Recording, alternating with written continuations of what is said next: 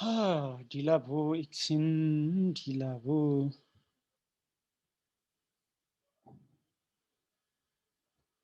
1-2 minute कुरौँ है कोही आउँदै हुनुहुन्छ होला त्यसपछि सुरु गरौँला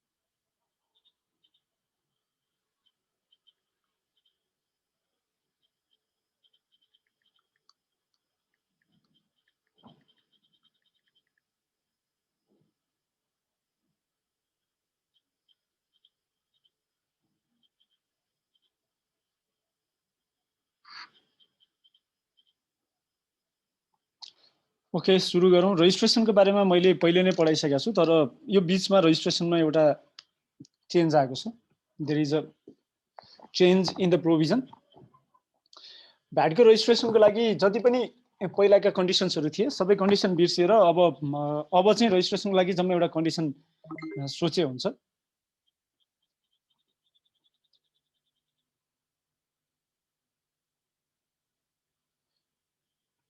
जम्मा एउटा कन्डिसन सम्झिए हुन्छ भ्याटको रजिस्ट्रेसनको लागि तपाईहरुले सम्झिनुपर्ने एउटा कन्डिसन हो म अरु पनि सर भन्छु सबै कुरा यो च्याप्टरमा भएका सबै कुराहरु चाहिँ भन्छु तपाईहरुसँग केही क्वेशन छ भने त्यसपछि सोध्न सक्नुहुन्छ हैन रजिस्ट्रेसनको एउटा मात्रै कन्डिसन चाहिँ के हो भन्दा अब चाहिँ टर्नओभरको थ्रेसहोल्ड 50 लाख वा 20 लाख रुपैयाँ भन्दा बढी भयो भने मात्रै रजिस्ट्रेसन हुनुपर्छ त्यो बाहेक अरु कन्डिसन बाँकी छैन जस्तो महानगरपालिका उपमहानगरपालिकामा 18 20 वटा 22 वटा बिजनेस दर्ता हुनुपर्ने भनेर मैले जुन पहिला भनेको थिएँ त्यो अहिले छैन त्यो बाहेक नगरपालिका के रे नेपालैभरि 22 वटा जति जुन बिजनेस दर्ता हुनुपर्ने अनिवार्य कन्डिसन थियो त्यो कन्डिसन पनि हटायो भनेपछि दुईटा कन्डिसन त्यो रजिस्ट्रेसनको त्यो कन्डिसन्सहरु हटायो अनि त्यसपछि अरु कन्डिसन्सहरु त पोहोर नै हटाइसकेको थियो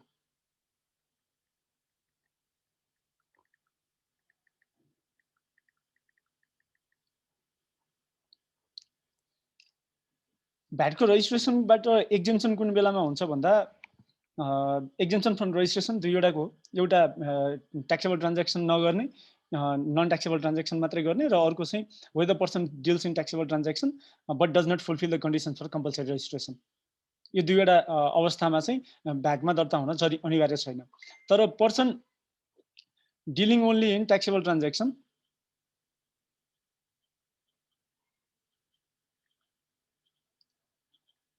नन ट्याक्सेबल ट्रान्ज्याक्सन चाहिँ भ्याटमा दर्ता हुनै पाउँदैन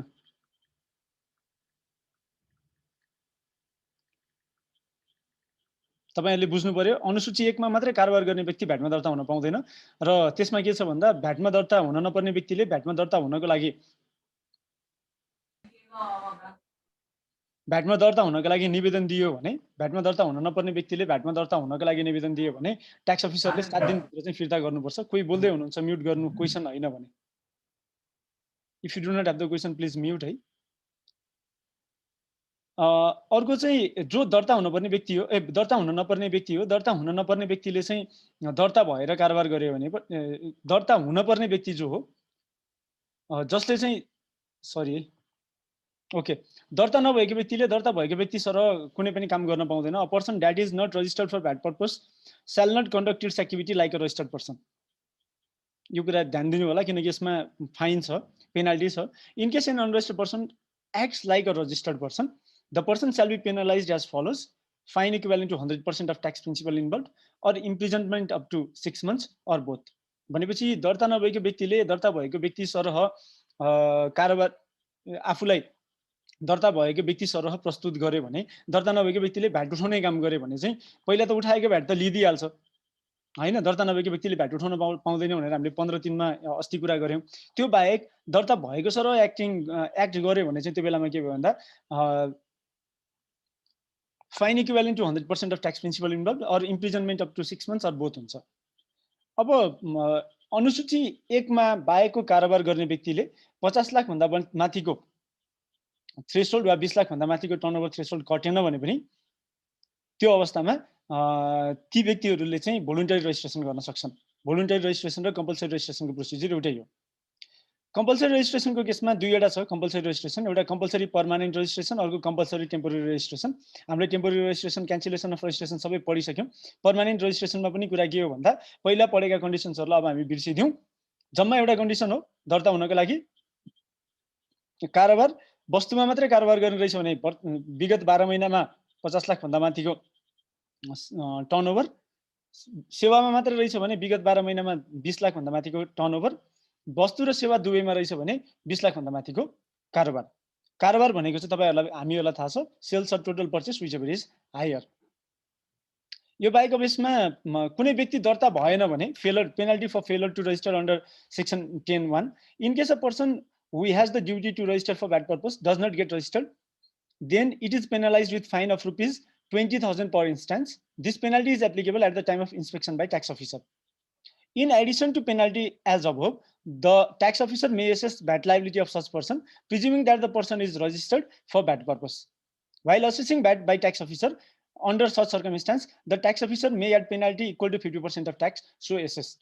भनेपछि तपाईहरुले के बुझ्नु पर्यो भन्दा दर्ता नभएको व्यक्तिले दर्ता भएको व्यक्ति सरह दर्ता हुनुपर्ने दायित्व भएको व्यक्तिले दर्ता गरेन भने दर्ता नभएको प्रत्येक इन्स्टान्सको लागि चाहिँ 20,000 रुपैयाँसम्म 20,000 रुपैयाँ जरिवाना लगाउने भयो।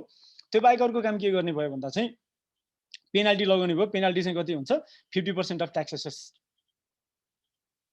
एडिसनल है। एसेस ट्याक्स एसेस गरेर रिकभर गर्ने भयो। त्यो बाहेक त्यो जति ट्याक्स एसेसमेन्ट गर्छ ट्याक्स अफिसरले गरेको एसेसमेन्टको 50% चाहिँ पेनाल्टी एड गर्छ भन्ने कुरा तपाईहरुले बुझ्नु पर्यो। अब एक दुईवटा प्रोभिजन छन् जुन प्रोभिजनले गर्दा चाहिँ भ्याटमा दर्ता हुन बाध्य हुन्छ मान्छे, अर्थात् सामान बेच्नको लागि भ्याटमा दर्तै हुनुपर्छ।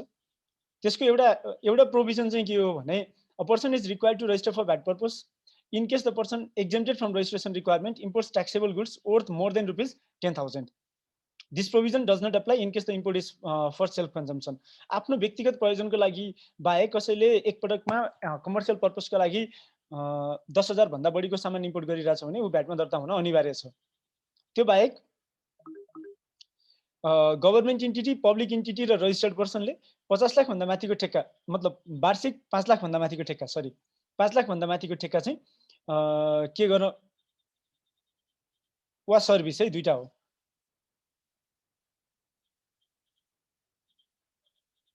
दर्ता नभएको व्यक्तिबाट लिन पाउँदैन। त्यति भएपछि उ अनिवार्य दर्ता हुनु पर्यो। 8 को 3 को प्रोभिजन तपाईहरुलाई थाहा छैन छ, त्यसलाई छोड्दियौं। Government of Nepal, constitutional bodies or province governments or local government or any government entity or organized institution under Government of Nepal or province shall make purchase of taxable goods or services exceeding rupees 20,000 at a time exclusively from VAT registered person. यस्तो अवस्थामा कुनै अवस्थामा चाहिँ यदि कुनै कर अधिकृतलाई के लाग्छ भन्दा भ्याटमा दर्ता हुनुपर्ने कुनै व्यक्ति हो जस्तो लाग्छ भने दफा 5 को ख अनुसार 5 ख है, दफा 5 को 6 हैन, दफा 5 ख अनुसार चाहिँ भ्याटमा दर्ता भयो भनेर भन्छ। त्यस्तो अवस्थामा 30 दिन भित्रमा चाहिँ भ्याटमा दर्ता हुनुपर्छ। भ्याटमा दर्ता हुनु नपर्ने कुनै अवस्था रहेछ भने भ्याटमा दर्ता हुनु नपर्ने प्रुभ गर्ने दायित्व चाहिँ भ्याटमा दर्ता हुन नपर्ने कुरा प्रुभ गर्ने दायित्व चाहिँ त्यही पर्सन हो जसलाई चाहिँ त्यो भ्याटमा दर्ता हुनको लागि के गरिन्छ नोटिस सब गरिन्छ। यदि कसैलाई चाहिँ भ्याटमा दर्ता भयो भन्यो र दर्ता भएन भने हरेक पटक दर्ता नभएको डिफाइङ इच अफ सच अर्डर 20,000 रुपैयाँ जरिवाना लाग्छ।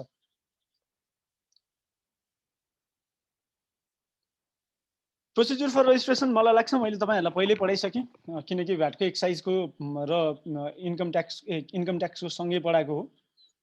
यसमा फाइनहरु छ मैले जुन पहिला पढाएको छैन। जस्तो कि कसैले चाहिँ आफ्नो रेजिस्ट्रेसन गर्ने बेलामा दिएको एप्लिकेसनमा पार्टिकुलर्स चेन्ज गर्यो 15 दिन अगाडि र 15 दिन भित्र चाहिँ चेन्ज हुनु भन्दा 15 दिन अगावै नोटिस गर्नुपर्ने वा चेन्ज भएको 15 दिन भित्र नोटिस दिनुपर्ने जुन प्रोभिजन छ त्यो प्रोभिजन यदि कम्प्लाई गरेन भने 10,000 रुपैयाँ जरिवाना लाग्छ। आँखाले देख्ने ठाउँमा प्यान सर्टिफिकेट डिस्प्ले गर्नुपर्छ। त्यो गरेन भने प्रत्येक पटकको लागि 5,000 रुपैयाँ फाइन लाग्छ। documents related to income tax, documents relating loan application for commercial or industrial purpose from any bank or finance company for an amount of rupees 1 lakh or more, documents relating to import and export, documents relating to VAT. यी सबै केसमा चाहिँ के गर्नुपर्छ भन्दा PAN जुन छ भ्याटको identification number जुन छ प्यान चाहिँ डिस्प्ले गर्नुपर्छ, युज गर्नुपर्छ। यदि त्यस्तो युज गरेन भने प्रत्येक पटकको लागि 5,000 रुपैयाँ जरिवाना लगाउन सक्छ ट्याक्स अफिसरले। अर्को छ ट्याक्स प्लेटको प्रोभिजन, कर पार्टीको प्रोभिजन। कर पार्टी राख्नुपर्छ। कर पार्टी राख्दाखेरि रजिस्टर्ड पर्सनले white alphabet in green background, त्यसपछि आएर person dealing in taxable transaction but not registered due to round over थ्रेसहोल्डले black alphabet in yellow background, person dealing in tax exempt आइटम्सले red alphabet in white background राख्नुपर्छ। यदि कसैले कर party राख्न छुट्यो भने र कर पार्टी राख्न चाहिँ राख्यो तर सबैले देख्ने ठाउँमा राखेन भने प्रत्येक पटकको लागि ट्याक्स अफिसरले इन्स्पेक्सन गर्ने बेलामा 2,000 रुपैयाँ जरिवाना लगाउँछ। अरू रजिस्ट्रेसनको बारेमा हामीहरूले पहिला नै पढिसकेका छौँ, त्यही भएर यो कुरा मैले फर्दर कुराहरू चाहिँ तपाईँहरूलाई भन्नु परेन, पहिले पढिसकेको रिजनले गर्दा।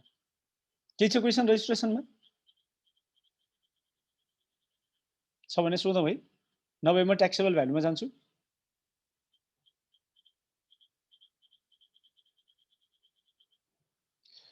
मलाई एकछिन टाइम दिनु होला, मलाई लगभग 4-5 मिनट दिनुहोस्, म अर्को डिभाइसबाट इन्टर गर्छु र त्यसपछि ट्याक्सेबल भ्यालु चाहिँ म अर्को डिभाइसबाट लेखेर तपाईँहरूलाई पढाउँछु। यता स्क्रिन सेयर पनि गरौँला, त्यो पनि सेयर गरौँला, लेखेर तपाईँहरूलाई पढाउँछु। मलाई एकछिन टाइम दिनु होला है।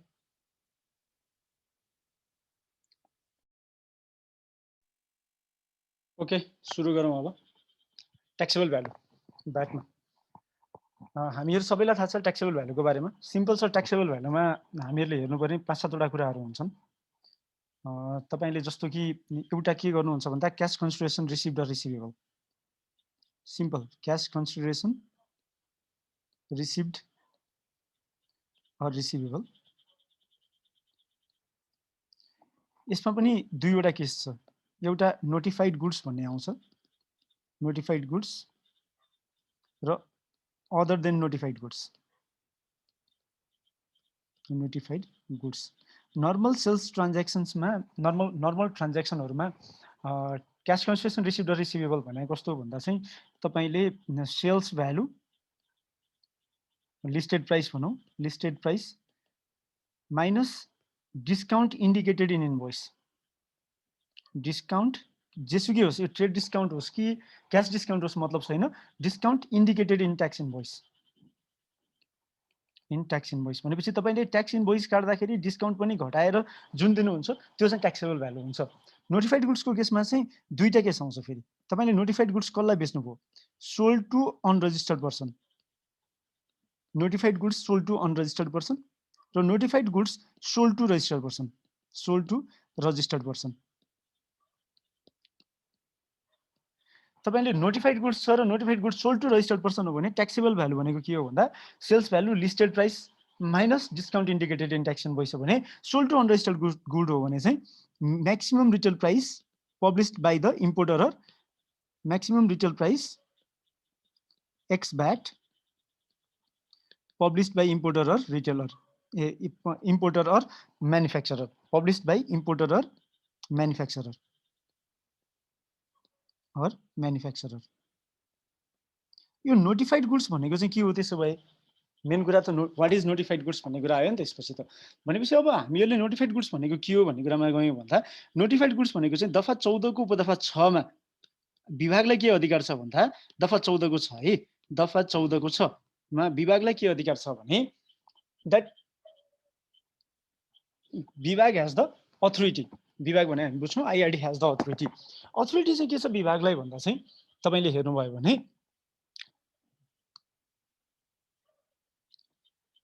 Direct or order manufacturer or importer of certain goods to sell those goods only after publishing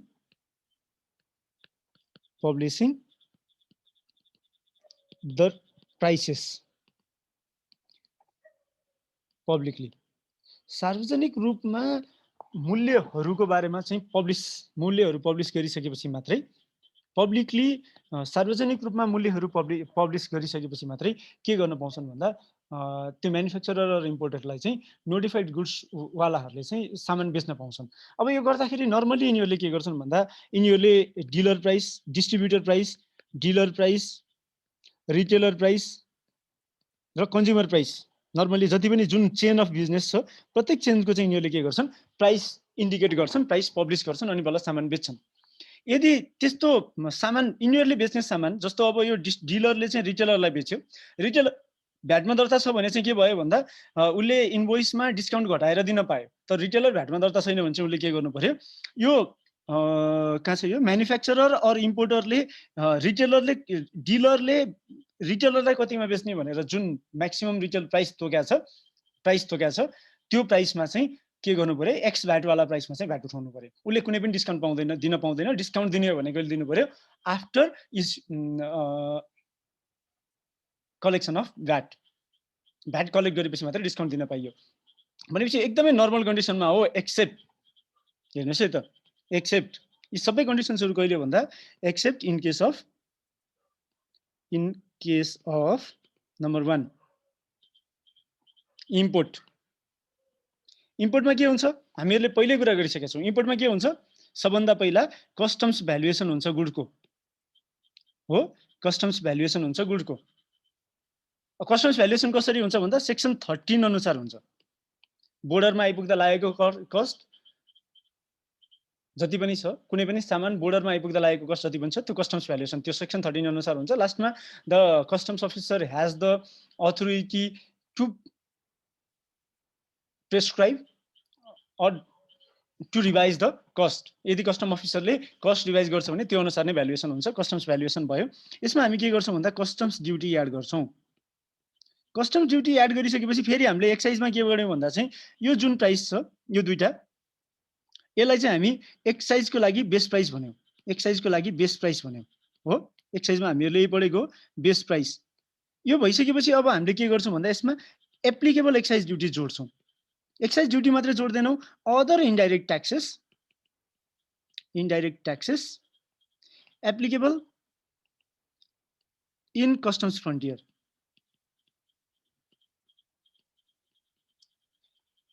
other indirect taxes applicable in customs frontier जोडिसकेपछि जे आउँछ हामी यसलाई के भन्छौँ, ट्याक्सेबल भ्यालु भन्छौँ, भ्याटको ट्याक्सेबल भ्यालु। भनेपछि इम्पोर्टको केसमा चाहिँ मैले एक्सेप्ट इन केस अफ माथिको कुरा जम्मैमा लागु हुन्छ, एक्सेप्ट अब तल एक्सेप्सन क्लजमा जे आउँछन् त्यो केसमा बाहेक, एक्सेप्सन क्लजमा आउने बाहेक सबैको लागि। भनेपछि अब तपाईँहरूले के गर्न सक्नुहुन्छ भन्दा पहिला चाहिँ अब यो question, this is the question that may be एक्सन 10, 15 or 20 मार्क्स एक्जामिनेसनमा आइक्यानले। तपाईहरुलाई यो तीनटै जस्तो अब कस्टम्सको भ्यालुएसनमा पनि प्रोभिजनल भ्यालुएसनका कुराहरू, त्यसपछि आएर सेक्सन 13, सेक्सन 14, सेक्सन 15 एकैचोटि अप्लाई हुने कन्डिसनहरू, त्यो बाहेक एक्सचेन्ज रेटको लागि सेक्सन 8, सेक्सन 22 कस्टम्स एक्टका मल्टिपल सेक्सन्सहरू एक्सचेन्ज रेटको लागि लागू हुन्छ। ती सबै कुराहरू लगाएर त्यसपछि कस्टम्स ड्युटी लगाइदिएर अनि एक्साइज ड्युटीको लागि त सिम्पल भइहाल्यो, कस्टम्स ड्युटी लगाएपछि आइ नै हाल्यो र अरू इन्डाइरेक्ट ट्याक्सेसहरू दिएर अनि फाइनली यो ट्याक्सेबल भ्यालु निकाल्ने होइन कि यसपछि फेरि कस्ट सिट बनाएर चाहिँ तपाईहरुले सेल्स भ्यालु निकालेर आउटपुट भ्याट पनि निकालेर त्यो दुईटाको डिफरेन्स कति हुन्छ निकाल भनेर क्वेशन सोधिदिन सक्छ। भनेपछि दुईटा पार्ट हुन्छ त्यो क्वेशनमा, एउटा कस्टिङको पार्ट हुन्छ अनि अर्को चाहिँ के को पार्ट हुन्छ भन्दा नर्मली ट्याक्सेसनको पार्ट हुन्छ। किनकि कस्टम्स अफिसरले भ्यालु रिभाइज गरे पनि for the purpose of costing हामी भ्यालु रिभाइज गर्छौं गर्दैनौं, त्यो तरिकाले जान्छौं। एक नम्बर कस्टम्सको कुरा भयो। अर्को market value is taxable value in case of, हेर्नु है यो त एकदमै सजिलो छ, मार्केट सबैको केसमा market value is taxable value in case of, taxable value in case of point number A barter system, number 2 sales obtaining part consideration,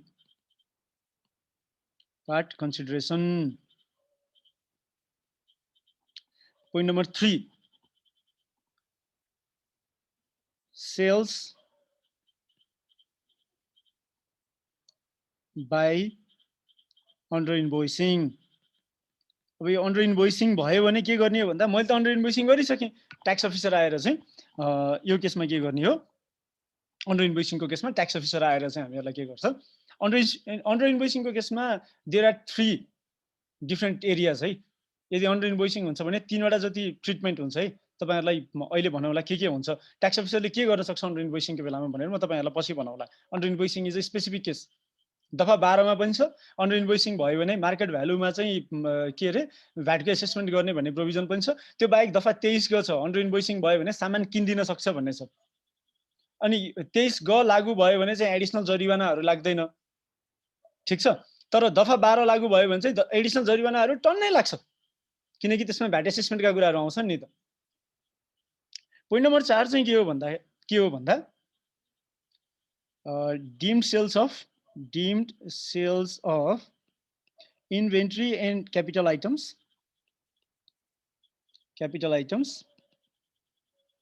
lying at the time of cancellation of registration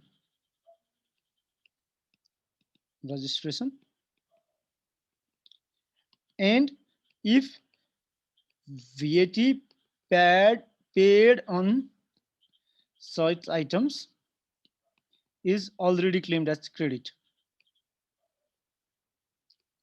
या हामीले पहिले पनि कुरा गरेका छौं। मूल्यवृद्धि करमा दर्ता खारिज गर्ने बेलामा यदि तपाईहरुसँग क्यापिटल आइटम्स प्लस इन्भेन्ट्री छ, जुन इन्भेन्ट्रीमा पहिला नै मूल्यवृद्धि करको क्रेडिट लिइसकिएको छ भने त्यस्तो अवस्थामा त्यस्ता आइटमहरु मार्केट भ्यालुमा बिक्री भएको भनेर आफूले आफैसँग भ्याट उठाएर ट्याक्स अफिसमा लगेर बुझाइदिनु पर्छ। रिभर्स चार्जिङ जस्तै हो यो। अर्को छ in case market value is taxable value in case capital items on which tax credit is already claimed is discontinued to be used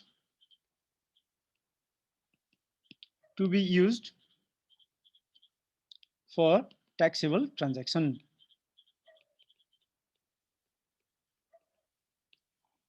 In case capital items on which tax credit is already claimed is discontinued to be used for taxable transaction.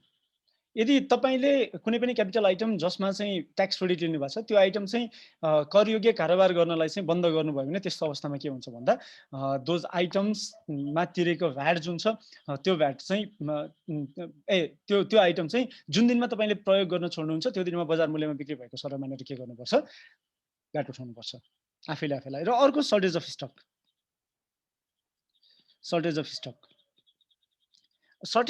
को केसमा चाहिँ कुरा के हो भन्दा if there is shortage of stock that can not be legally justified. Word हेर्नु है, that can not be legally justified.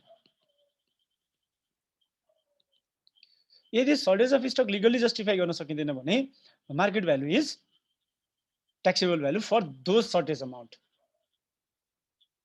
ल कसैले मलाई भनौ त okay I am asking Rachana Basnet, यो लीगली जस्टिफाई हुन नसक्ने सर्टेज अफ स्टक भनेको के हो? भनेको अब एक्जाम्पलमा चाहिँ हजुर अब यो पेट्रोलहरुको स्टकहरु चाहिँ अब टेम्परेचर अनुसारले इन्क्रिज हुन सक्छ, तिनीहरु चाहिँ अब लीगली जस्टिफाइड भयो। हजुर त्यो अरु कुनै कन्डिसन हुन्छ नि अब लाइक त्यसको कसरी भन्ने थियो हैन एक्जाम्पल त्यो बाहेक अब लाइक टेम्परेचर उनको अनयुजुअली ओके ठीक छ, ओके डन। त्यो बाहेक अर्को कुनै एक्जाम्पल छ? त्यो बाहेक अरु कुनै एक्जाम्पल भनेको अब यतिकै इन जनरल यतिकै हरायो भने त्यो हराएको लीगली जस्टिफाई कसरी हुन्छ? हुँदैन भन्न खोजेको के गर्ने बाटो छ होला नि त। सामान हरायो भने लीगली जस्टिफाई गर्न मिल्दैन? मिल्छ र? आगो लाग्यो भने, चोरी भयो भने, डेट एक्सपायर भयो भने लीगली जस्टिफाई गर्न मिल्ने ठाउँ छ कि छैन? त्यो अब नेचुरली अब नेचुरल क्यालामिटीहरुले यताउता भयो भने चाहिँ भयो, नत्र मालाफाइड इन्टेन्सनले लुकायो भने नि चाहिँ अब लिगली जस्टिफाई भन्ने। ओके यसमा मैले पढाएको चाहिँ छैन हैन। अरु कसैले एन्सर दिन रेडी हो? सकेत आचार्य 1 विक भित्र ट्याक्स अफिसरहरुलाई इन्फर्म गर्नुपर्छ होला, त्यसपछि चाहिँ जस्टिफाइड हुन्छ होला। ठिक छ। यसमा के छ भन्दा जस्तो अब त्यो आइओ रेसियोको रिजनले गर्दा लिगली जस्टिफाई गर्ने कुरा एउटा भयो, इनपुट आउटपुट रेसियोको रिजनले गर्दा। त्यो बाहेक अर्को भनेको चाहिँ कस्तो भन्दा रुल 39 क एप्लाई गरियो भने पनि लिगली जस्टिफाई भयो के। VAT credit on lost items भनेर जुन हामीले पढ्छौँ, नोक्सान भएको वस्तुमा तिरेको भ्याट क्रेडिट भनेर जुन पढ्छौँ, त्यो पनि के भयो भन्दा लिगली जस्टिफाई भयो। त्यो बेलामा के छ भन्दा 30 दिनभित्रमा चाहिँ ट्याक्स अफिसरलाई जस्टिफाई गर्नुपर्ने प्रोभिजन छ। भनेपछि मेरो चाहिँ अब आगलागी भएर नष्ट भयो भने के गर्नु पर्यो भन्दा what I need to do is त्यो एक्साइजमा पनि हामीले पढाएको थियौँ क्रेडिटमा, तत्कालै कर कार्यालयलाई के गर्नु पर्यो, सूचना दिनु पर्यो। कर कार्यालयलाई तत्कालै सूचना दिइसकेपछि कर कार्यालयले पनि आइआरडीमा पनि सूचना दिनु पर्यो तत्कालै, होइन। त्यसपछि हामीले फर्दर कुरा के पढाएको थियौँ भन्दा चाहिँ 30 दिनभित्रमा चाहिँ या त क्लेम लज गरेको डकुमेन्ट आइआरडीमा ट्याक्स अफिसमा लगेर बुझाउनु पर्यो। इन्सुरेन्स क्लेम गरेको छ भने, इन्सुरेन्स क्लेम गरेको छैन भने चाहिँ के गर्नु पर्यो, आफैले these are the list of सबै डकुमेन्ट लिएर आफैले लगेर चाहिँ लसलाई के गर्नु पर्यो, मेरो यो लस भयो, यसलाई जस्टिफाई गरिदिनुहोस् भनेर भन्नु पर्यो। भनेपछि यदि आजको दिनमा फायर भयो र आजको 30 दिनभित्रमा मैले फायर भएको रिजनले गर्दा मलाई लस भयो भनेर त्यो लसको क्रेडिट क्लेम गर्नको लागि एप्लिकेसन दिइन भने त्यो लिगली जस्टिफाई हुन सकेन। भनेपछि लिगली जस्टिफाइड भनेको चाहिँ रुल 39 को भ्याट रेगुलेसनको रुल 39 को प्रोसेस कम्प्लिट गरेछ भने लिगली जस्टिफाइड भयो, नभए लिगली जस्टिफाई भएन। नेचुरल कजले बाहेक है, जस्तो इनपुट आउटपुट रेसियोको केसमा त्यो लिगली जस्टिफाइड नै मानिन्छ। भनेपछि if there is shortage of stock that can not be legally justified, tax अफिसरले इन्स्पेक्सनको दिनमा सप्लाई भएको मानेर भिएटी मार्केट भ्यालुमा उठाउन लगाउँछ। मलाई लाग्छ यही 6 वटा हो। Let me check. यो बाहेक अरु केसमा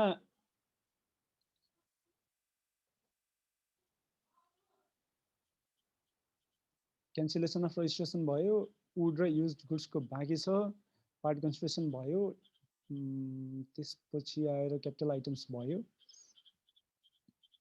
सर्टेज अफ स्टक भयो। Okay, these are the 6 cases जुन बेलामा मार्केट भ्यालु हो। तपाईहरुले एकै ठाउँमा राखेर हेर्नुभयो भने बार्टर सिस्टममा के हुन्छ भनेर सोच्नु पर्यो मार्केट भ्यालु। बार्टर सिस्टममा चाहिँ तपाईलाई एउटा क्वेशन के सोध्न मन लाग्यो भन्दा कान्तिपुर मिडिया ग्रुपले एक्जाम्पल है, यो कान्तिपुर मिडिया ग्रुपले के गर्यो भने 4 वटा मोटरसाइकल लिएर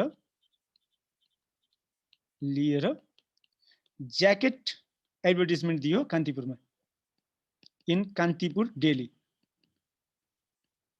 कान्तिपुर डेलीमा के गर्यो भन्दा उसले ज्याकेट एड दियो, 4 वटा मोटरसाइकल लियो र ज्याकेट एड दियो कान्तिपुर टेलिभिजनले, या कान्तिपुर मिडिया ग्रुपले। भने यस्तो अवस्थामा what is the taxable value? Jacket ad कि 4 वटा मोटरसाइकलको भ्यालु चाहिँ ट्याक्सेबल भ्यालु हुन्छ। ज्याकेट एडको भ्यालुलाई लिने कि ज्याकेट एडको भ्यालुलाई लिने कि 4 वटा मोटरसाइकलको भ्यालुलाई लिने? अझ अर्को सिम्पल एक्जाम्पल दिउँ। मैले 2 वटा एयर कन्डिसनर लिएर 4 वटा प्रिन्टर दिए। यो बेलामा प्रिन्टरको भ्यालुलाई, प्रिन्टरको मार्केट भ्यालुलाई ट्याक्सेबल भ्यालु लिने कि 2टा एसी को मार्केट भ्यालुलाई ट्याक्सेबल भ्यालु लिने? वन्दना?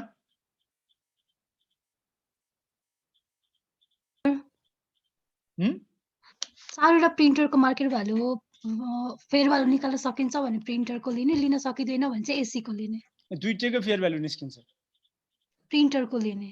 किन? चारवटाले रिसिभ गरेका छौं।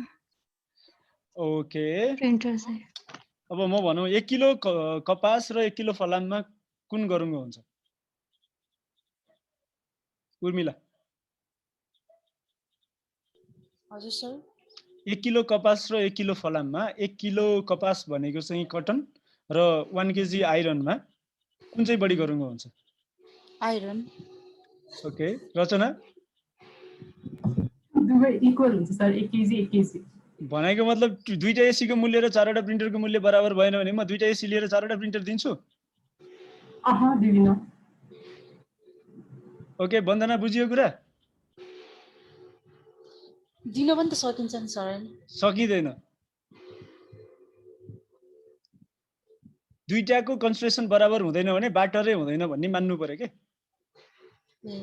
until and unless there is related party transaction है related party transaction छ भने त फेरि त्यो रिएसेसमेन्टका कुराहरू भइहाल्छन् जस्तो अब उर्मिला र आस्था दुईजना चाहिँ एकअर्कालाई चिनेको छैन भने उर्मिलाले आस्थाबाट मतलब दुईटाको बीचमा रिलेटेड पार्टी ट्रान्ज्याक्सन छैन भने उर्मिलाले आस्थाबाट 4वटा प्रिन्टर लिएर दुईटा एसी दिने काम कुन बेलामा गर्छ भन्दा जुन बेलामा उलाई चाहिँ 4वटा प्रिन्टरको भ्यालु दुईटा एसी बराबर लाग्छ त्यही हो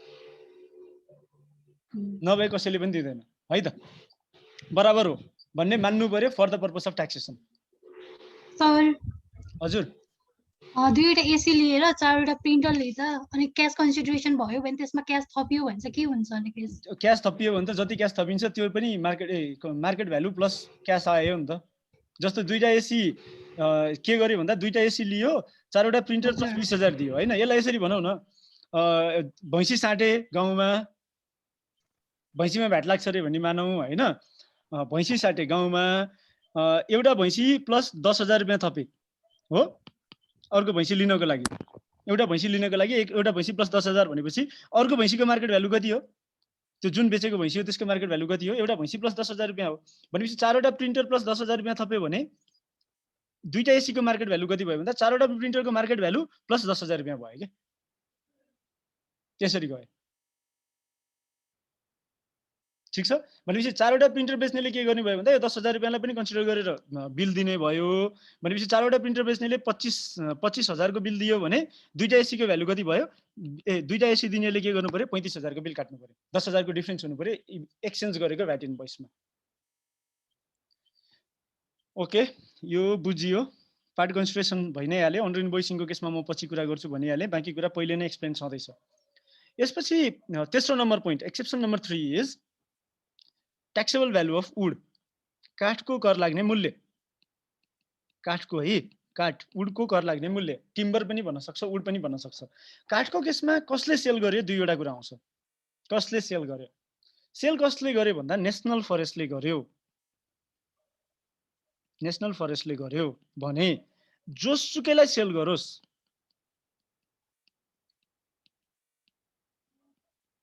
सेल गरोस् जोसुकैलाई सेल गरोस् taxable value is higher of number A royalty of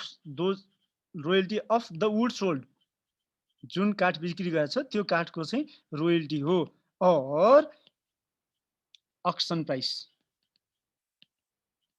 of the wood would auction गरेर जुन भ्यालु आउँछ त्यो भ्यालु हो भने अर्को चाहिँ कस्तो छ भन्दा हामीसँग एउटा सामुदायिक वन छ कम्युनिटी फरेस्ट भनिन्छ अर्को प्राइवेट कल्टिभेटेड फरेस्ट छ र अर्को प्राइवेट फरेस्ट छ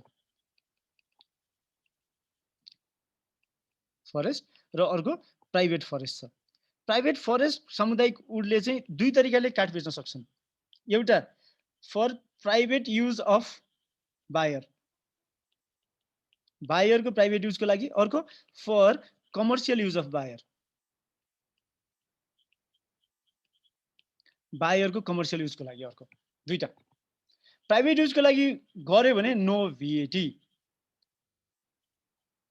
प्राइवेट युजको लागि गर्यो भने भ्याट एक्जेम्प्ट हो है यदि कुनै पनि कम्युनिटी फरेस्टबाट प्राइवेट कल्टिभेटेड फरेस्टबाट प्राइवेट फरेस्टबाट चाहिँ कसैले प्राइवेट युजको लागि कुनै बायरले प्राइवेट युजको लागि काठ किन्छ भने त्यो चाहिँ भ्याट लाग्दैन नेशनल फरेस्टबाट किन्ने बेलामा चाहिँ जेसुकै रिजनले गरोस् भ्याट लाग्छ भने community forest private cultivated forest र प्राइवेट फरेस्टबाट किन्दा प्राइवेट युजको लागि किन्दा चाहिँ भ्याट लाग्दैन तर कमर्शियल युजको लागि किन्यो भने चाहिँ taxable value is higher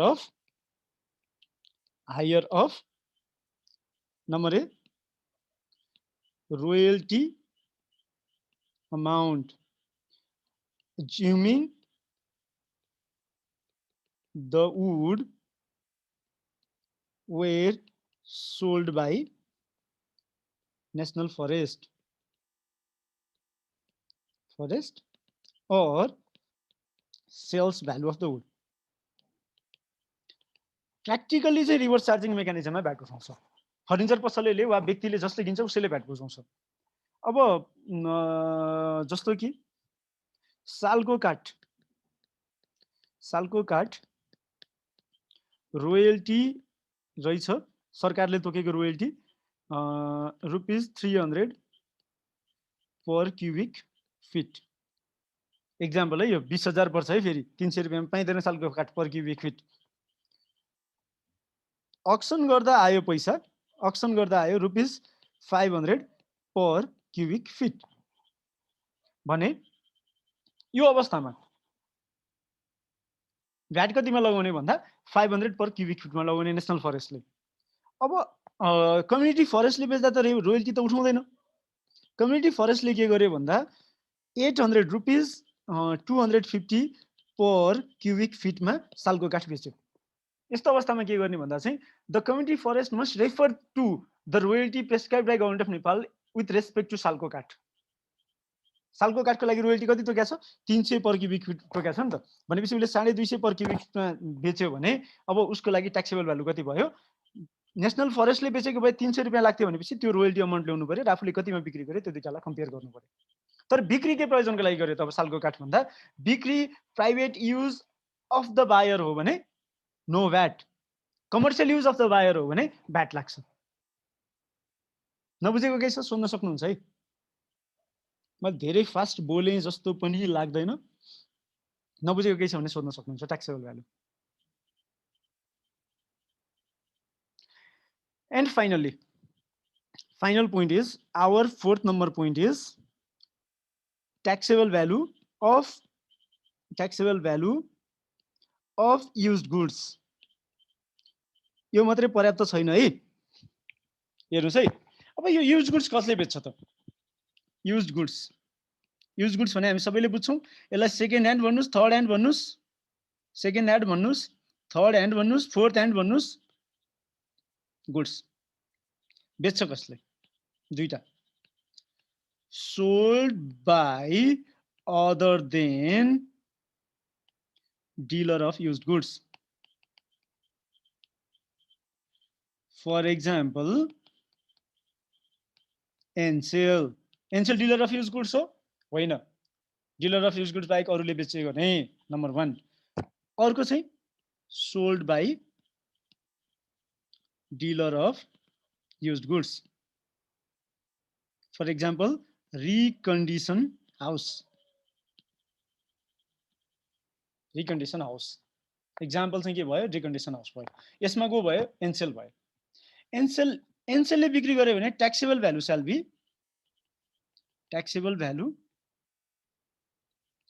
be other than dealer of used goods ले बेच्ने बेलामा चाहिँ जतिमा बिक्री गरेको हो त्यो रकम हो, त्यो रकम। ठीक छ। डीलर अफ युज्ड गुड्सले हो भने चाहिँ के हो भन्दा profit equals to taxable value. Profit कसरी निकाल्ने भन्दा no VAT credit on purchase or other expenses भनेको मतलब के भयो? VAT paid on purchase or other expense is part of cost. VAT paid on purchase or other expense is part of cost. Profit में profit चाहिँ taxable value हो। प्रॉफिटमा VAT लाग्छ, VAT credit पाइँदैन भनेपछि कुरा यही भइहाल्यो हाम्रो कुरा। ठीक छ। केही छ क्वेशन यसमा नबुझेको? उर्मिला सर यो के भन्छ भ्याट पार्ट अफ कस्ट भन्नुभयो हैन, कसरी चाहिँ गरिन्छ मेन्टेन रजिस्टरमा पनि? रजिस्टर त आई डोन्ट नो, रजिस्टर मैले हेर्नै पर्छ। मैले बुझ्ने कस्तो भन्दा यो मैले एउटा सेकेन्ड ह्यान्ड गाडी चाहिँ डीलर अफ युज गुड्सलाई बेच्दिएँ 11 लाख रुपियाँमा। मैले बेचेँ भनेपछि उसको लागि भनेपछि म इन्डिभिजुअलबाट किन्यो। मैले इन्डिभिजुअलबाट किन्ने बेलामा के गर्यो? पर्चेस कस्ट इन्क्लुडिङ भ्याट नै यही हो, किनकि मैले भ्याट उठाउन पाउँदिनँ। यसपछि के भयो भन्दा उसले रिपेयर गर्यो। रिपेयर कहाँबाट गर्यो भन्दा भ्याट रजिस्टर्ड ग्यारेजबाट गर्यो।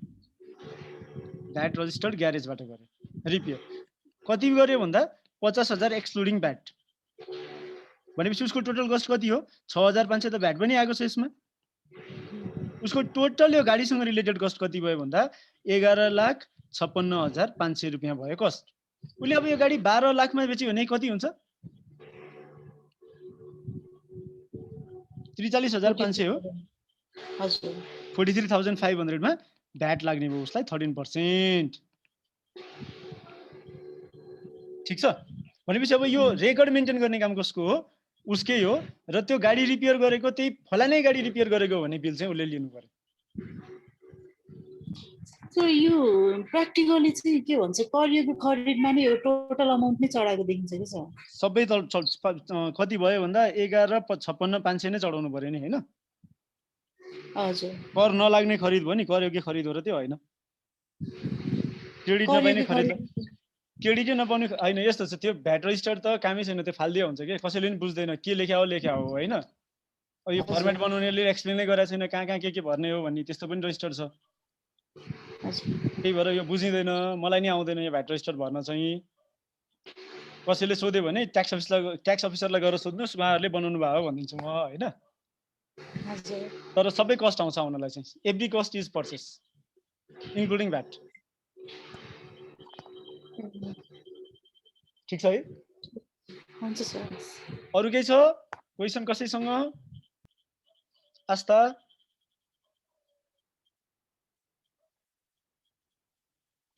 ल अब मैले ट्याक्सेबल भ्यालुको मेजर प्रोभिजन सकाएँ। यो लेखेरै पढाएँ तपाईहरुलाई, किनकि म छिटो बोल्छु र बिग्रिन्छ भनेर। But I have something to say. Time of supply त मैले भनेको छैन। ट्याक्सेबल भ्यालु कहिले डिटरमाइन गरिन्छ भन्दा टाइम अफ सप्लाईको बेलामा हुन्छ है। यसो अलि रमाइलो काम गर्छु। Got it. टाइम अफ सप्लाईको बेलामा ट्याक्सेबल भ्यालु डिटरमाइन गरिन्छ। टाइम अफ सप्लाई के हो भन्दा टाइम अफ सप्लाईमा पनि फेरि पनि मैले अलिकति वाहियात काम गरेको छु। वाहियात काम भनेको के भन्दा there are 5 circumstances of time of supply. 5 तपाईले हेर्नुभयो भने यो ओके एउटा सर्कमस्टेन्सेस कुन बेलामा भन्दा चाहिँ if certain services are continuously provided such as telecommunication services or similar other public services, कहिले चाहिँ टाइम अफ सप्लाई हो भन्दा at the time of issuance of tax invoice. अर्को, यदि कन्ट्र्याक्चुअल प्रोभिजन अनुसार कुनै पनि गुड्स अर सर्भिसेसको पेमेन्ट चाहिँ मोर देन वान इन्स्टलमेन्टमा गरिन्छ भने इन्स्टलमेन्टको due date or payment date मध्ये जुन अगाडि हुन्छ त्यो डेटमा चाहिँ भ्याट कलेक्ट गर्नुपर्छ। तेस्रो, in case of use goods for which an offset is not allowed the time when such goods or services are used. यो तीनवटा भनेको एक्सेप्सनल केस भयो। त्यो बाहेक अर्को time of supply of wood छ।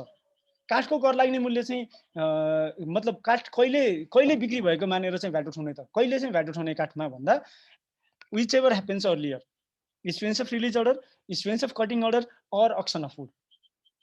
तीनवटा मध्ये जुन पहिला हुन्छ त्यो अवस्थामा। यो चाहिँ 12 कले भनेको है। यो कले भनेको दफा 6 ले भनेको, यो 12 कले भनेको। ठिक छ। यो चारवटा बाहेक अरु सबै केसमा के हो त? अपार्ट फ्रम दिस 4 अरु सबै केसमा के हो भन्दा यो तपाईहरुलाई पनि थाहा छ, क्याप 2 मा पनि पढेको हो, आई एम रिपिटिङ इट। अरु सबै केसमा के हो भन्दा गुड्सको केसमा तीनवटा मध्ये जुन पहिला हुन्छ त्यो। तीनवटा केस कन्डिसन के हो गुड्सको केसमा? हेर्नु त, तीनवटा मध्ये जुन पहिला हुन्छ त्यो। Date of issuance of invoice, date of possession of goods or removal of goods by the recipient from supplier's business place, date of receiving concession by the supplier. Service को केसमा के हो? Date of issuance of invoice, date of rendering service, date of receiving concession by the service provider.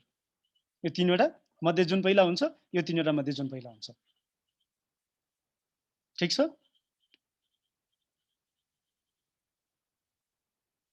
Time of supply सकियो। अब अर्को market value कसरी determine गरिन्छ त? तपाईले हेर्नुभयो भने बार्टर सिस्टममा मार्केट भ्यालु भनेछ। बार्टर सिस्टमको मार्केट भ्यालु कसले युज गर्छ? बार्टर सिस्टमको मार्केट भ्यालु कसले डिटरमाइन गर्छ? सप्लायर आफैले डिटरमाइन गर्न सक्यो, त्यसमा समस्या छैन है। तर बार्टर सिस्टम बाहेक अरुको मार्केट भ्यालु कसले डिटरमाइन गर्छ त?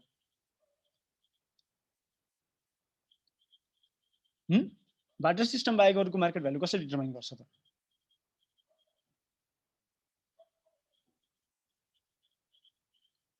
ट्याक्स अफिसरले डिटरमाइन गर्छ। कसरी गर्छ? ट्याक्स अफिसरले भन्दा मार्केट भ्यालु कसरी डिटरमाइन गर्ने भन्ने प्रोभिजन छ। Market value Market value of supplied goods or services shall be determined on the basis of the fair value of concession received or receivable in the transaction between unrelated independent parties at arm's length under similar circumstances as to characteristics, quality, quantity of materials, and any other relevant factors. त्यसमा के consideration लिन सकिन्छ भन्दा these are the considerations. यो VAT म्यानुअलमा लेखा छ. And how is market value determined भन्दा tax officer has the right to fix the market value. र tax officer ले market value determine गर्न सकेन भने director general ले के गर्न सक्छ, on the basis of similar goods transacted by different suppliers market value determine गर्न सक्छ. Tax officer shall consider the following factors while determining market value of any goods or services. के factor लाई consider गर्ने भन्दा the tax officer collects taxable value of similar goods determined by other taxpayers. While collecting the market information of similar goods and determining market value, the officer shall consider the similarity in time, place, date, and area while collecting data. Comparison shall be made between identical and similar goods. Where there is policy of discount by the taxpayer, the price before such discount shall be compared.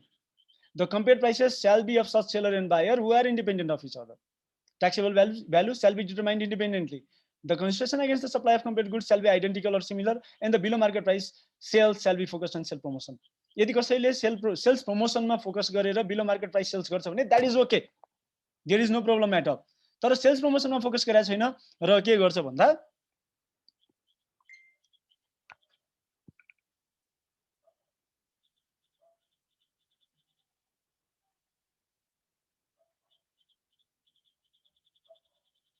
Sales प्रमोसनमा focus गरेको छैन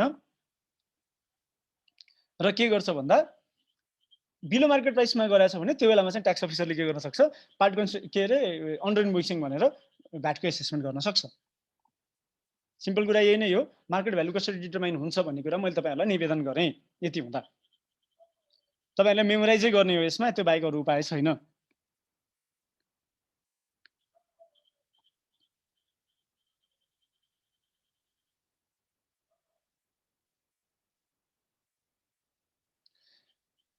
The tax officer or the taxpayer, as per the circumstance, shall treat any supply in market value in the following circumstances. When goods or services are exchanged in consideration of goods or services, when a person supplies goods or consideration obtaining partial consideration, when there is sufficient reason to prove that the supplier is doing under invoicing,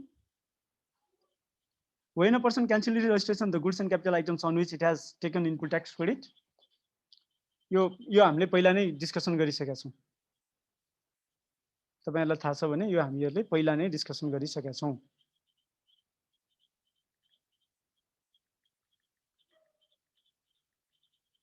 अरु केही छ question?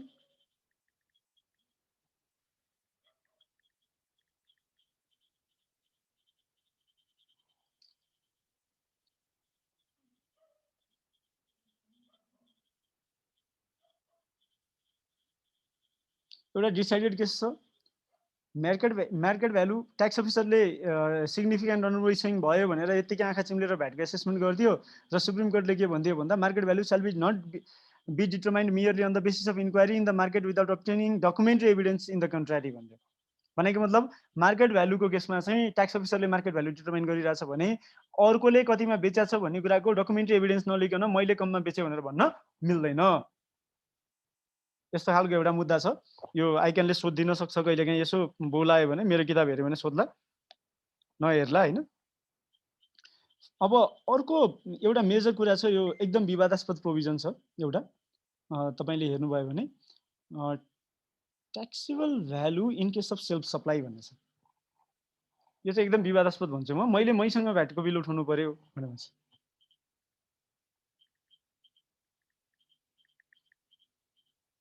मैले मैसँग VAT उठाउनु पर्यो भन्छ. Taxable value shall be any of the following. Self सप्लाईको केसमा self supply भनेको के हो तल म एक्सप्लेन गर्छु. Cost of purchase of goods or cost of production of such goods or cost of import of such goods. Conversion of raw materials to WIP or to finished goods is not self supply. Similarly, when tradable goods are consumed to manufacture or develop tradable goods, such activity is not treated as self supply. Further, consumption of capital goods or any other goods in manufacturing or developing tradable goods is not self supply. के हो त अब त्यसो भन्दा if tradable goods are used as capital goods by the person, the activity is treated as self supply of goods. Capital goods tradable goods मा convert भयो भने वा tradable goods चाहिँ capital goods मा कन्भर्ट भयो भने त्यस्तो अवस्थामा त्यो गुड्सको इम्पोर्ट गर्दा लागेको कस्ट वा पर्चेस गर्दा लागेको कस्ट वा प्रोडक्सन गर्दा लागेको कस्टमा आफूले आफैसँग भ्याट उठायो भनेर भन्छ, which is absolutely wrong because the definition of supply is not met. VAT उठाउनको लागि के हुनुपर्छ? वस्तुको आपूर्ति हुनुपर्छ। आपूर्ति हुनलाई के हुनुपर्छ? Sale, exchange, transfer or distribution हुनुपर्छ। त्यो हुँदैन। त्यही भएर यो वायत प्रोभिजन राखेको छ भ्याट म्यानुअलमा। यो कसले राखेको भन्दा अडिटरले गर्दा राखे है, हामी जस्तै वायत मान्छेहरूले गर्दा राखे। इट इज एब्सोल्युटली रङ। तपाईँ मलाई भन्नुहुन्छ भने म भन्छु यो रङ हो, भ्याट एक्टले मान्दैन। आफैले आफैसँग भ्याट उठाउनु नि हुन्छ संसारमा यार। अनि क्रेडिट आफैसँग लिने के को लागि उठाउने? आफैले आफैसँग भ्याट। जे कुरा जरुरी छैन। यो इन्कम ट्याक्समा एडजस्टमेन्ट गर्नुपर्छ भन्दैमा भ्याटमा बिल चाहिन्छ हामीलाई?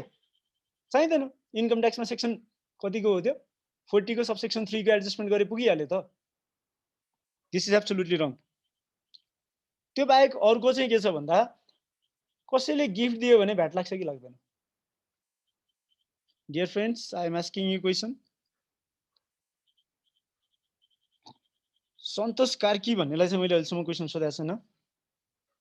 कसैले गिफ्ट दियो भने भ्याट लाग्छ कि लाग्दैन? सन्तोष Karki?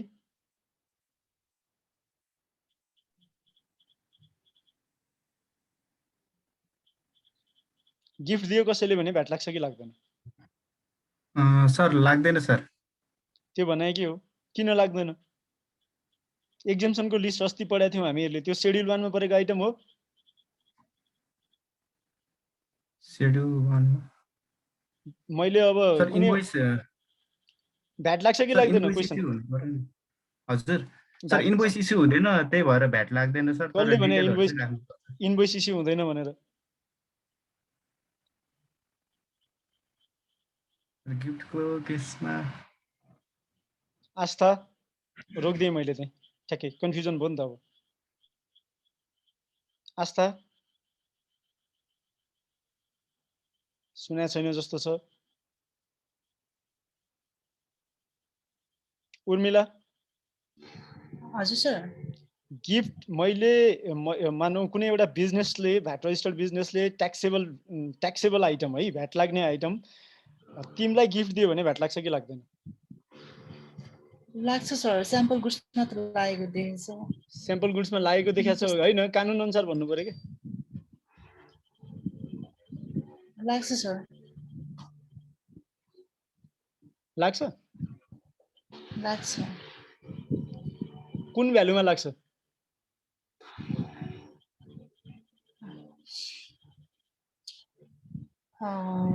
What is the taxable value? Taxable value त मार्केट भ्यालु नै होला नि सर। मार्केट भ्यालुमा लाग्ने 6 वटा मात्रै कन्डिसन छ, कहाँ पर्यो त्यो? अनुमान गर्न पाइएन है, अनुमान गर्न पाइएन। अघि हामीहरूले के कुरा गरेका थियौँ भन्दा taxable value is market value 6 वटा कन्डिसनमा मात्रै भनेका थियौँ। You cannot do the assumption. Market value is specific case. Import को केसमा स्पेसिफिक केस, वुड को केसमा specific case, dealer of used goods को केसमा specific case. You cannot assume that. त्यो बाहेक अरु सबैको लागि notified goods to unregistered person specific case. त्यो बाहेक अरु सबैको लागि क्याश कन्सिडरेसन रिसिभ्ड र रिसिभेबल। त्यो बाहेक अरु सबैको लागि क्याश कन्सिडरेसन रिसिभ्ड र रिसिभेबल।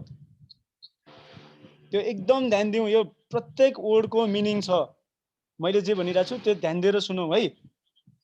ल भनौँ त अब गिफ्टको ट्याक्सेबल भ्यालु के हो? What is the taxable value of gift? गिफ्टमा भ्याट लाग्छ भन्ने कुरा त क्लियर भयो। प्रतिमा, मैले उर्मिलालाई छोड्दिएँ। जेरो भ्यालु हुन्छ होला सर, किनकि क्याश कन्सिडरेसन त केही पाइदैन नि त। ओके, जेरो भ्यालु हुन्छ। भ्याट इन्भोइस रेज गर्नु पर्यो कि परेन? पर्छ त्यो त। या भ्याट इन्भोइस रेज गर्नु पर्यो and the taxable value is zero because there is no cash consideration received or receivable. बुझेको हो उर्मिला? अब सर क्लियर भयो। अब मेमोराइज गर्दा चाहिँ विचार गरेर मेमोराइज गर्नु पर्यो। ठ्याक्क जे भनेको छ त्यही, स्पेसिफिक केसलाई स्पेसिफिक, त्यो बाहेक अरु सबै केसलाई जेनरल। Okay sir. अब अर्को छ यहाँ अलि रमाइलो प्रोभिजन छ। म यो भ्याट म्यानुअलबाटै भनिरहेको छु किनकि आइक्यानले भ्याट म्यानुअलबाटै क्वेसन सोध्ने हो। taxable value of goods distributed as sample or gift. Value-added tax is applicable on goods distributed as sample. However, there is no specific provision to determine the taxable value. त्यही भएर यो VAT regulation भ्याटको डिरेक्टिभमै भनेको छ। मैले त भ्याटको डिरेक्टिभमा नलेख्दै लेखेको थिएँ बुकमा मेरो किताबमा हैन। अहिले चाहिँ भ्याटको बुक भ्याट डिरेक्टिभकै पेज नम्बर 87 मा के भनेको छ भन्दा taxable value shall be 0 because cash consideration received or receivable is 0. डिरेक्टिभमा पेज नम्बर 87 मा क्लियरली लेखेको छ है यो। taxable value of gift 0 हो, ठीक छ।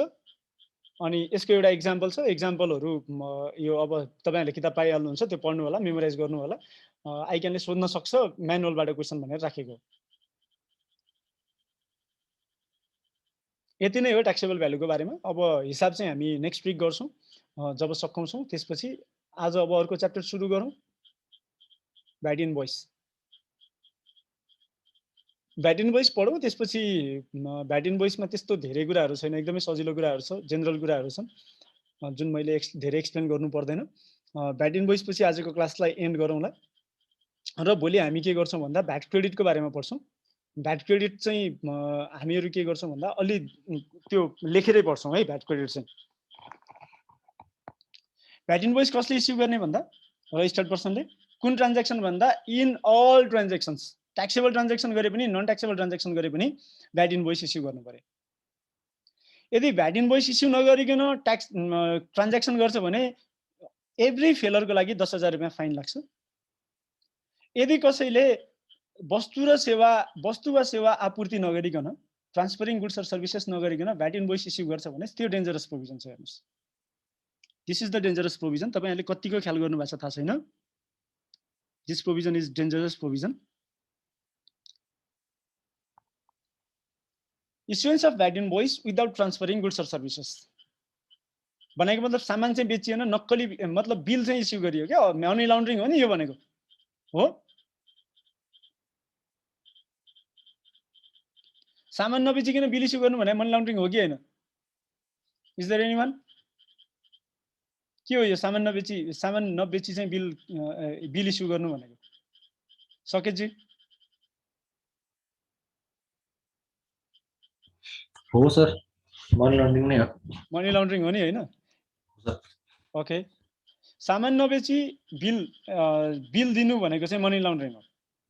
एउटा मनी लाउन्ड्रिङ हो। अर्कोलाई चाहिँ के गरियो भन्दा चाहिँ नक्कली बिल दियो, मतलब सक्कली बिल हो। सामान त सक्कली नै आउट भयो होला। यदि यस्तो पत्ता लाग्यो भने भनेको मतलब भ्याट बिलको लेनदेन जुन छ नि प्रुफ भयो भने भ्याट बिल बेच्ने मान्छेलाई registered person shall not issue invoice without transferring goods or services. Where a person issues invoice without transferring any goods or services, the tax officer may penalize the person as follows. Fine equivalent to 50% of amounts involved in the invoice. Imagine, तपाईले 1 करोडको bill सामान नदिकन वा सेवा नदिकन issue गर्नुभयो भने तपाईलाई जरिवाना कति लाग्छ भन्दा 50 लाख वा 6 महिनासम्म कैद वा दुवै सजाय। अब ट्याक्स अफिसरसँग घुस मिलाउनु भयो, म 6 महिना जेल बस्छु 50 लाख तिर्दिन भन्नुभयो भने ठिक छ, उले एउटा मात्रै देला, फर्स्ट काउन्ट अफ अफेन्स भन्ला हैन। नभए चाहिँ के भयो भन्दा दुवै सजाय भयो। यसमा अब अरु आउँछ कम्पाउन्डिङ अफ इफेक्ट, त्यसपछि भ्याट छलेका कुराहरू यति धेरै आउँछ कि यु क्यान नट इमेजिन। तर इनभोइस जति अमाउन्टको तपाईले काट्नुहुन्छ त्यति अमाउन्टको चाहिँ तपाईले 50% चाहिँ के गर्नुपर्छ, जरिवाना तिर्नुपर्छ वा 6 महिनासम्म कैद वा दुवै सजाय। अर्को तपाईले इनभोइस चाहिँ फ्रडुलेन्ट इनभोइस रेज गर्नुभयो, यो पनि फ्रडुलेन्ट इनभोइस हो। दुईटै लाग्छ है गुड्स नबेचिकन गर्दाखेरि। फ्रडुलेन्ट इनभोइस भयो भने चाहिँ के भयो भन्दा fine equal to 100% of tax amount involved or imprisonment up to 6 months or both. This is too much amazing. कति फाइन भन्दा चाहिँ ट्याक्स अमाउन्ट इन्भल्भको 100%। फ्रडुलेन्ट इनभोइस इस्यु गरेर कसैले ट्याक्स अमाउन्ट क्लेम गर्छ भने त्यो जति ट्याक्स अमाउन्ट हुन्छ त्यसको 100%। कसैले फ्रडुलेन्ट इनभोइस इस्यु गर्यो र कसैले ट्याक्स उठायो भने जति अमाउन्ट उठायो त्यही बराबरको 100%। 6 महिनासम्म कैद सजाय वा दुवै सजाय हुन सक्छ। त्यो बाहेक अर्को चाहिँ पहिला चाहिँ बायरले भ्याट इनभोइस लिनुपर्ने बाध्यकारी प्रोभिजन थिएन, अहिले चाहिँ बायरले भ्याट इनभोइस लिनुपर्ने बाध्यकारी प्रोभिजन छ। It shall be the duty of buyer to obtain VAT invoice. यदि कुनै पनि बायरले भ्याट इनभोइस लिएन भने प्रत्येक अफेन्सको लागि, प्रत्येक काउन्ट अफ अफेन्सको लागि 1000 रुपैयाँ जरिवाना लाग्छ। If there is no VAT invoice, भ्याटमा दर्ता भएको व्यक्तिमा जानुभयो तपाईँले र भ्याट इन्भोइस लिनु भएन भने प्यान सर्च गरेर ट्याक्स अफिसले के भन्नुभयो भन्दा you have not obtain VAT invoice so that ₹1000 is your fine भनेर भन्न सक्ने भयो। अर्को प्रोभिजन छ इन्भोइसको केसमा, duty to keep VAT invoice while transporting goods. 10,000 भन्दा बढी मूल्यको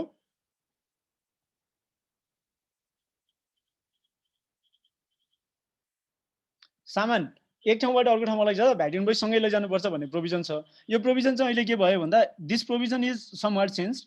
अहिले त के हो त्यो बीसीटीएस लागेको छ, बीसीटीएस गरेर लगेन भने यो जरिवाना लाग्छ। 10,000 रुपियाँ जरिवाना चाहिँ बीसीटीएस गरेर लगेन भने लाग्ने भयो। भ्याट इन्भोइस कहिले इस्यु हुन्छ भन्दा at the time of supply of goods. VAT इन्भोइसको फर्मेट के हुन्छ भन्दा 3 थरी फर्मेट छ हेर्नुस्। एउटा एब्रिभेटेड भ्याट इन्भोइस, अर्को normal VAT invoice. Normal VAT इन्भोइसमा दुईटा छ, अझ तीनटा छ यसमा पनि। एउटा consumer level VAT invoice, consumer level. अर्को चाहिँ के जाति हो त्यो कसैले नि बुझ्दैन, युज नभएको भ्याट इन्भोइस, र एउटा नर्मल भ्याट इन्भोइस। सबभन्दा पहिला एब्रिभेटेड भ्याट इन्भोइसमा जाउँ। कसले इस्यु गर्ने, कसले रेज गर्ने एब्रिभेटेड भ्याट इन्भोइस भन्दा रिटेलरले मात्र रेज गर्न पाउँछ। कसले? रिटेलरले मात्र रेज गर्न पाउँछ। त्यसको लागि के चाहिन्छ भन्दा return permission from tax officer चाहिन्छ। भनेपछि म रिटेलर हो भन्दामा मैले एब्रिभेटेड ट्याक्स इन्भोइस रेज गर्न पाएँ? पाइनँ। रिटेलर हुँदैमा एब्रिभेटेड ट्याक्स इन्भोइस रेज गर्न पाइएन, return permission from tax officer छ भने पाइयो। फर्स्ट। सेकेन्ड, कति अमाउन्टको चाहिँ भ्याट इन्भोइस गर्न पाइन्छ भन्दा 10,000 रुपियाँ इन्क्लुडिङ भ्याट। 10,000 रुपियाँ इन्क्लुडिङ भ्याट। तर बायरले मलाई भ्याट एब्रिभेटेड ट्याक्स इन्भोइस हैन नर्मल ट्याक्स इन्भोइस चाहिन्छ भने नर्मल ट्याक्स इन्भोइस चाहियो। रिटेलरले के गर्नु पर्यो, बायरको डिमान्डमा नर्मल ट्याक्स इन्भोइस दिनु पर्यो, एब्रिभेटेड ट्याक्स इन्भोइस डिनाइ गर्न सक्छ। सबभन्दा रमाइलो कुरा चाहिँ तपाईले के बुझ्नु पर्यो भन्दा the buyer can not claim input tax credit through the use of abbreviated tax invoice. Major provision यही नै हो। अरु कुरा भनेको अब कथा भइहाल्यो, कथा तपाईले लेख्न सक्नुहुन्छ। नर्मल ट्याक्स इन्भोइस, इन्भोइसमा के हुनुपर्छ भन्दा गुड्स के हो, साइज अफ गुड्स के हो, मोडल अफ गुड्स के हो, ब्रान्ड अफ गुड्स के हो, सबै खुलाउनु पर्छ। सरी, एब्रिभेटेड ट्याक्स इन्भोइस युज गर्नुको फाइदा के हो? फाइदा भनेको यो परेन के। जस्तो इन्भोइसमा के गर्नुपर्छ भन्दा तपाईले कुनै कपडा बेच्नु भएको छ भने खासमा चाहिँ हाम्रोमा प्र्याक्टिस छैन। लिगल्ली चाहिँ कुरा के हो भन्दा फर एक्जाम्पल तपाईले चिनी बेच्नु भयो भने चिनी मात्र लेखेर पुगेन के। कुन क्वालिटी, चार थरी क्वालिटीको चिनी रहेछ भने फलानु क्वालिटीको चिनी भनेर लेख्नु पर्यो। त्यसपछि तपाईले के गर्नु पर्यो भन्दा त्यो चिनीको ब्रान्ड छ भने ब्रान्डको नाम पनि लेख्नु पर्यो हैन। अनि त्यो चिनीको मोडल छ भने मोडलको नाम पनि लेख्नु पर्यो। त्यो चिनीको साइज छ भने साइज पनि खुलाउनु पर्यो। त्यसपछि तपाईले डिटेल लेखेर अनि तल गएर डिस्काउन्ट दिने भने डिस्काउन्ट पनि यति हो भनेर लेख्नु पर्यो। एब्रिभेटेड ट्याक्स इन्भोइस भयो भने के गर्ने भन्दा चिनी मात्रै लेख्ने, कति भन्दा 4 किलो, कति भयो भन्दा दिस अमाउन्ट इन्क्लुडिङ भ्याट सक्यो। नर्मल भ्याट इन्भोइसमा चाहिँ तपाईले डिटेलमा सबै कुरा खुलाएर लेख्नु पर्यो भन्दा एब्रिभेटेड ट्याक्स इन्भोइसमा त्यो पर्दैन। ठीक छ? ठीक छ सर। अर्को ट्रिप्लिकेट 3टा कपी कम्तीमा 4वटा पनि पाइन्छ। फर्स्ट कपी बायरलाई दिने, सेकेन्ड कपी ट्याक्स अफिसरको लागि भनेर राखिदिने, सेकेन्ड कपी ट्याक्स अफिसरको लागि भनेर राखिदिने, मागेको बेलामा दिने, र थर्ड कपी आफ्नो पर्पसको लागि राख्ने। र फर्स्ट कपीको फेसमा चाहिँ ट्याक्स इन्भोइस लेखेको हुनुपर्छ। ठीक छ? र हरेक वर्ष ट्याक्स इन्भोइस 1 नम्बरबाट सुरु हुनुपर्छ। हातले ट्याक्स इन्भोइसमा हातले सिरियल नम्बर लेख्न पाइँदैन। र एउटै बिजनेसम्यानको मल्टिपल डिपार्टमेन्ट र ब्रान्च छ भने प्रत्येक डिपार्टमेन्ट र ब्रान्चले आफ्नो डिपार्टमेन्ट र ब्रान्च इन्टिग्रेट गरेर छुट्टा छुट्टै सिरियल नम्बरको चाहिँ इस्यु गर्न सक्छ। भनेको मतलब फर एक्जाम्पल एउटा मार्ट रहेछ, मार्टमा रक्सीको सेक्सन रहेछ र अदर देन रक्सीको सेक्सन रहेछ, अदर देन रक्सीको सेक्सन भनेपछि अदर देन रक्सीको सेक्सनले के गर्न सक्यो भन्दा फलानु मार्ट अदर देन रक्सी सेक्सन के सेक्सन हो हैन, फुड सेक्सन भनेर इन्भोइस नम्बर 1 2 3 गर्न पायो भने अल्कोहल सेक्सन भनेर अल्कोहल सेक्सनले के गर्न पायो 1 2 3 भनेर गर्न पायो। अब कुनै एउटा कम्पनीको चाहिँ 4वटा ब्रान्च छ भने प्रत्येक ब्रान्चले के गर्न पायो भन्दा फलानु company XYZ company Kalanki branch, XYZ company Baneshwor branch भनेर 001 इन्भोइस नम्बर 001 बाट के गर्न पायो, यो अगाडि बढाउन पायो। ठीक छ?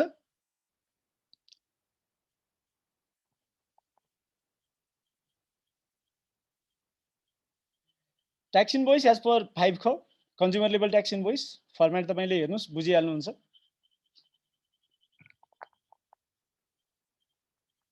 फर्मेट हेरेपछि बुझिहालिन्छ।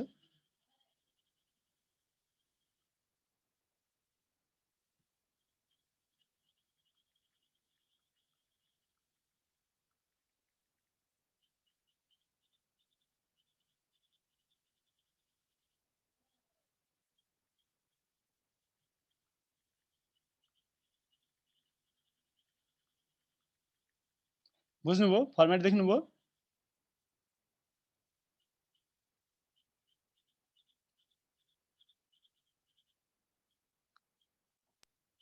अर्को छ एनेक्सर 5 को अनुसारको ट्याक्स इन्भोइस।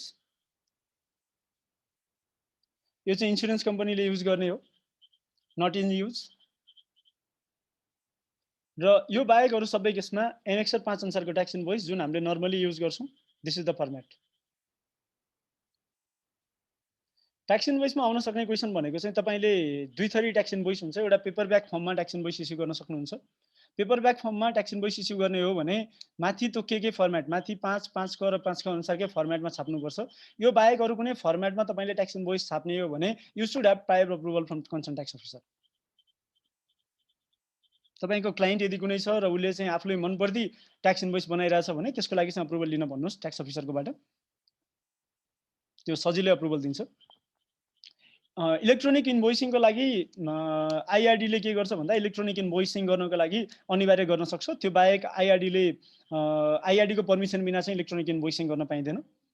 यदि कसैले इलेक्ट्रोनिक सफ्टवेयर युज गर्छ इन्भोइस इस्यु गर्नको लागि भने त्यस्तो सफ्टवेयरमा चाहिँ डेटा डिलिट वा एमेन्ड हुन हुँदैन। त्यस्तो सफ्टवेयरको डाटा डिलिट वा एमेन्ड हुन हुँदैन।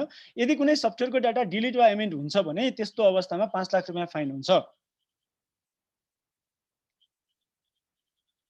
ठीक छ। यदि कुनै सफ्टवेयरको डेटा डिलिट वा एमेन्ड गर्न मिल्छ भने त्यस्तो खालको सफ्टवेयर युज गरेछ भने 5 लाख रुपैयाँ जरिवाना लाग्छ।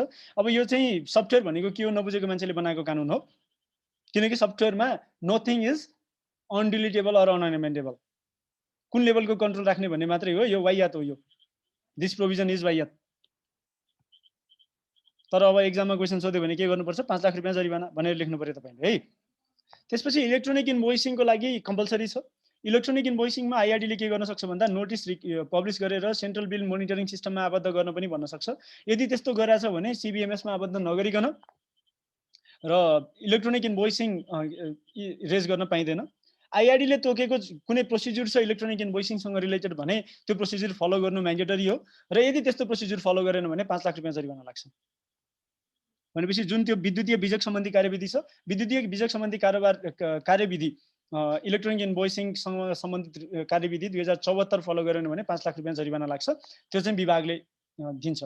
र अर्को क्वेशन छ debit note and credit note. Debit note र क्रेडिट नोट एकदमै सिम्पल चीज हो। मेमोराइज गर्नुस्। डेबिट नोट र क्रेडिट नोटमा यो इन्फर्मेसन हुन्छ भनेर 8 वटा पोइन्ट लेखेपछि तपाईको मार्क्स आयो पुरै। This is the 8 points. Debit note र क्रेडिट नोटको फर्मेट के हो भन्दा this is the format, suggested format हो यो। This is all about tax invoice. केही क्वेशन छ भने सोध्न सक्नुहुन्छ। नत्र भए we are done with tax invoice. भोलि हामी इनपुट ट्याक्स क्रेडिट को बारेमा कुरा गर्छौं र पर्सिको दिनमा रिफन्ड अनि बाँकी बचेका कुराहरू गरेर लगभग ब्याटको क्लास सकाउँछौं। केही छ question?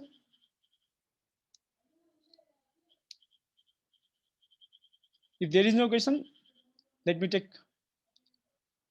bid farewell for today. Catch you tomorrow. Thank you everyone. Thank you, sir.